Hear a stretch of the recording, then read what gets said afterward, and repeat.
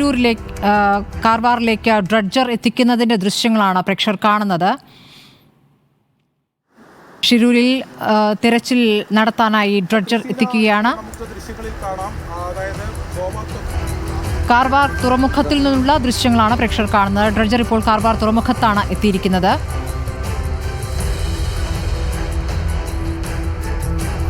കാലാവസ്ഥ അനുകൂലമല്ലാത്തതുകൊണ്ടാണ് തിരച്ചിൽ വൈകിയത്. കാർവാർ തീരത്തേക്ക് ഏതായാലും ഡ്രഡ്ജർ എത്തിക്കുകയാണ്.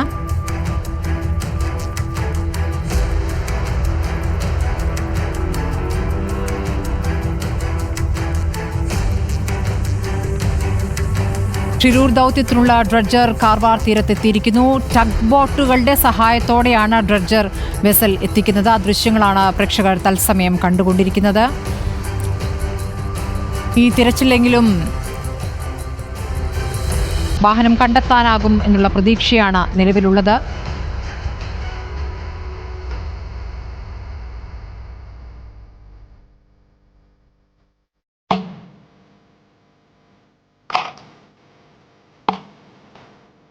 കാർവാർ തീരത്തു നിന്നുള്ള തത്സമയ ദൃശ്യങ്ങളാണ് പ്രേക്ഷകർ കാണുന്നത്.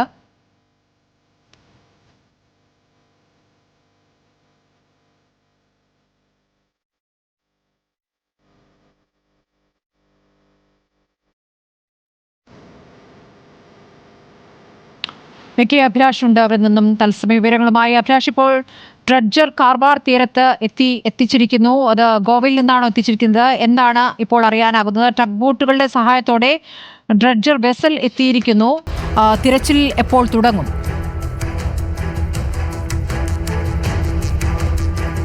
സ്മൃതി, നീണ്ട പ്രതിസന്ധികൾക്കിടെയാണ് ഇപ്പോൾ ഡ്രഡ്ജർ കാർവാർ തീരത്തേക്ക് എത്തിയിരിക്കുന്നത്. ഇന്നലെ രാവിലെയോടുകൂടിയാണ് ഗോവയിൽ നിന്നും ഡ്രഡ്ജർ പുറപ്പെട്ടത്. പക്ഷേ ഇന്നലെ വൈകുന്നേരത്തോടു കൂടി തന്നെ കാറ്റ് ശക്തമായി തന്നെ തുറന്ന് കാർവാർ തീരത്തെത്തുന്നതിന് മുമ്പ് ഏതാണ്ട് 10 കിലോമീറ്റർ അകലെ തന്നെ ഈ ഡ്രഡ്ജർ തീരത്തേക്ക് അടുപ്പിക്കുകയും നങ്കൂരമിടുകയും ചെയ്തിരുന്നു.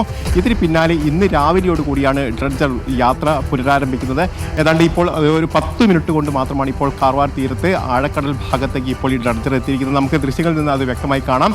ഒരു ടഗ് ബോട്ടിൻ്റെ സഹായത്തോടെ ടഗ് ബോട്ട് വലിച്ചു കൊണ്ടുവരുന്ന രീതിയിലാണ് ഇപ്പോൾ ഡ്രഡ്ജറിനെ കൊണ്ടുവരുന്നത്. ഏതാണ്ട് ഇപ്പോൾ ഈ കാർവാർ തീരത്ത് ഈ നാവികസേനയുടെ ഈ പോർട്ടിന് സമീപത്തായി ഇപ്പോൾ ഡ്രഡ്ജർ നങ്കൂരമിട്ടതായിട്ടാണ് നമുക്ക് മനസ്സിലാക്കാൻ കഴിയുന്നത്. ഏതായാലും ഇവിടെ നിന്ന് ഇപ്പോൾ നാവികസേനയുടെ അനുമതിയും അതോടൊപ്പം തന്നെ ജില്ലാ ഭരണകൂടത്തിൻ്റെ പ്രത്യേക അനുമതിയും ഒക്കെ ലഭിച്ചാൽ മാത്രമേ ഇവിടുന്ന് മുന്നോട്ട്, അതായത് ഷിരൂർ ഭാഗത്തേക്കുള്ള യാത്ര സാധ്യമാകൂ. അതിനുള്ള പെർമിഷനൊക്കെ ക്ലിയറൻസൊക്കെ ഈ നാവികസേനയുടെ ഭാഗത്ത് നിന്ന് വരേണ്ടതുണ്ട്. അതോടൊപ്പം തന്നെ ഈ വേലി ഇറക്ക സമയത്ത് മാത്രമായിരിക്കും ഷിരൂർ ഭാഗത്തേക്ക് പോവുക എന്നാണ് നമുക്ക് മനസ്സിലാക്കാൻ കഴിയുക. അങ്ങനെയാണെങ്കിൽ വൈകുന്നേരത്തിന് ശേഷം, അതായത് രാത്രിയോട് കൂടിയായിരിക്കും ഷിരൂർ മേഖലയിലേക്ക് ഈ ഡ്രഡ്ജർ വെസൽ മുന്നോട്ട് പോവുക എന്നാണ് നമുക്ക് മനസ്സിലാക്കാൻ കഴിയുന്നത്. ഏതായാലും പ്രതിസന്ധികളൊന്നും എല്ലാം തരണം ചെയ്ത് കഴിഞ്ഞിരിക്കുന്നു. ഇനി ഷിരൂരിലേക്ക് എത്തുക എന്നുള്ളത് തന്നെയാണ് പ്രധാനപ്പെട്ട കാര്യം. നാളെ രാവിലെയോടുകൂടി തന്നെ ഈ ഡ്രഡ്ജർ അവിടെ എത്തുകയാണെങ്കിൽ ഈ ദൗത്യം പുനരാരംഭിക്കാൻ കഴിയും. കാരണം 3 പേരെ കൂടിയാണ് ഇനി ഈ ദൗത്യവുമായി ബന്ധപ്പെട്ട് കാണാനുള്ളത്. ഈ ഗംഗാവാലി പുഴയുടെ അടിഭാഗത്ത് ഇവർ അർജുൻ്റെ ട്രക്കും അതോടൊപ്പം തന്നെ കാണാതായ 3 പേരുമുണ്ട് എന്നുള്ള ഒരു പ്രതീക്ഷ തന്നെയാണുള്ളത്. അവരെ കണ്ടെത്തുക എന്നുള്ളത് തന്നെയാണ് പ്രധാനപ്പെട്ട കാര്യം. അതോടൊപ്പം തന്നെ ഇന്ന് ഹൈക്കോടതി ഈ വിഷയം പരിഗണിക്കുന്നുണ്ട്. ഇതിന് മുമ്പായി തന്നെയാണ് ഇപ്പോൾ ഈ ഡ്രഡ്ജർ വെസൽ ഇപ്പോൾ ഈ ഭാഗത്തേക്ക് എത്തിയിരിക്കുന്നത്. ഇക്കാര്യങ്ങളടക്കം കോടതിയുടെ പരിശോധനയിൽ അല്ലെങ്കിൽ പരിഗണനയിലേക്ക് വരുമെന്ന് തന്നെയാണ് നമുക്ക് മനസ്സിലാക്കാൻ കഴിയുന്നത്. ഏതായാലും അല്പസമയങ്ങൾക്കകം തന്നെ നാവികസേനയുടെയും അതോടൊപ്പം തന്നെ ജില്ലാ ഭരണകൂടത്തിൻ്റെയും ഒക്കെ ഇടപെടലുണ്ടാവും.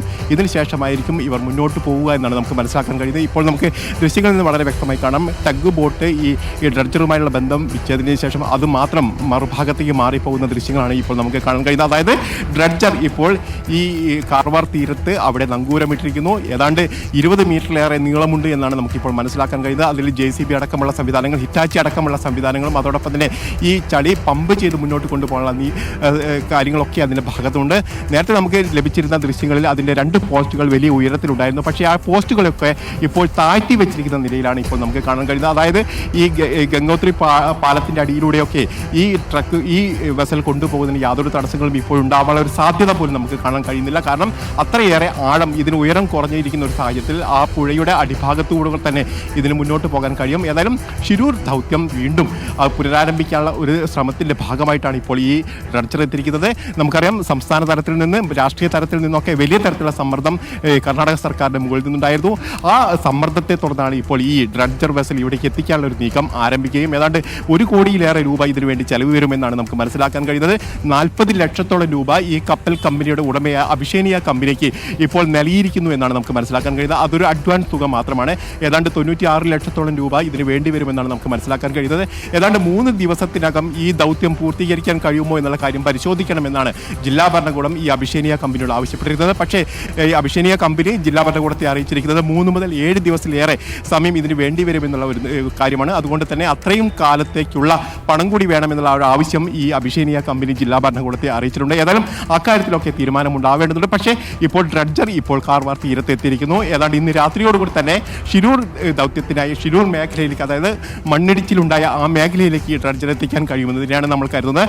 അങ്ങനെയാണെങ്കിൽ നാളെ രാവിലെയോടുകൂടി തന്നെ ഈ ദൗത്യം പുനരാരംഭിക്കാനും കഴിയും.